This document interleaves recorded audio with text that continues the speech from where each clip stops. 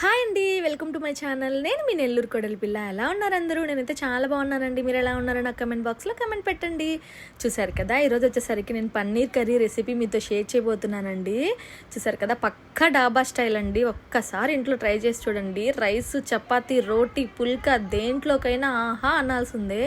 చాలా అంటే చాలా బాగుంటుందండి. ఒక్కసారి ట్రై చేసి చూడండి.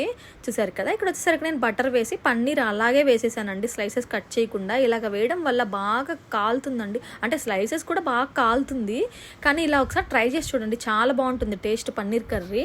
చూసారు కదా, ఇలాగ బాగా లైట్ గోల్డెన్ కలర్లో వచ్చేంతవరకు బాగా కాల్చేసాను. చూసారా, మనం ఎక్కువ బటర్ వేయడం వల్ల పన్నీర్ బాగా మంచి ఫ్లేవర్ వస్తుంది, లోపల వరకు బాగా కుక్ అవుతుంది. మళ్ళీ కర్రీలో వేయగానే ఒక 5 మినిట్స్కే కర్రీ బాగా ముక్కలకి పట్టేస్తుందండి. చూసారు కదా, ఇంకా అందులోనే నేను ఆల్రెడీ బటర్ ఉంది కదా, ఆ బటర్లోనే ఇంకా నేను కాజు, ఆనియన్స్, టమాటాసు, ఇంకా మనము స్పైసెస్ ఉంటాయి కదండి, పట్టా, లవంగాలు, ఇలాచి, ఇవి కొద్దిగా యాడ్ చేశాను. నేను పచ్చిమిర్చి 2 వేసానండి మిర్చి, ఎందుకంటే మా పిల్లలు స్పైసీగా తినరండి. సో అందుకని 2 తీసుకున్నాను నేను, చిన్నవి. అది కూడా ఇవి కూడా చాలా కారం ఉంటాయి. మీరు ఇంకా స్పైసీగా తినాలి అనుకునే వాళ్ళు ఇంకా 2 యాడ్ చేసుకోండి, చాలా బాగుంటుంది.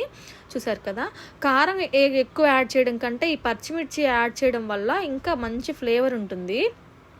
చూసారు కదా, ఇంక ఇదైతే నేను తీసుకొని పక్క పెట్టుకున్నానండి. కొద్దిగా చల్లారాలి, అది చల్లారాక మనం గ్రైండ్ చేసుకోవాలి.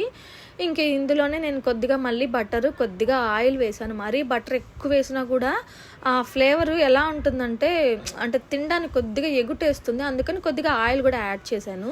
ఇంకా ఆయిల్లో ఇంకా అదేసి కొద్దిగా మనం పచ్చి వాసన పోయేంత వరకు కొద్దిగా కలయి పెట్టుకోవాలి.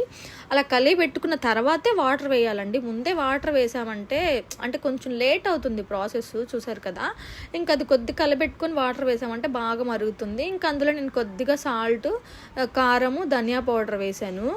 ఇంకా మా పిల్లలు కొద్దిగా స్వీట్నెస్ ఇష్టపడతారండి కొంచెం. అంటే పన్నీర్ కర్రీ అంటే హోటల్లో కొద్దిగా స్వీట్గా ఉంటుంది కదా, అలాగ స్వీట్గా తింటారని చెప్పేసి కొద్దిగా నేను 1 స్పూన్ షుగర్ యాడ్ చేశాను.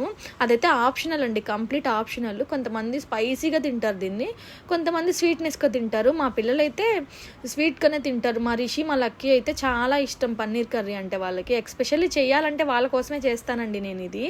చూసారు కదా, ఇంకా ఫైనల్లీ నేను కస్తూరి మేతి వేశాను.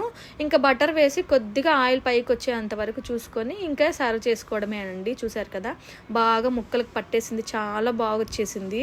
చూసారు కదా, నా పన్నీర్ కర్రీ అయితే రెడీ అయిపోయిందండి. మీరు కూడా కంపల్సరీ ఇంట్లో ట్రై చేసి చూడండి. నా వీడియోస్ కనుక మీకు నచ్చినట్లయితే please like, share and subscribe.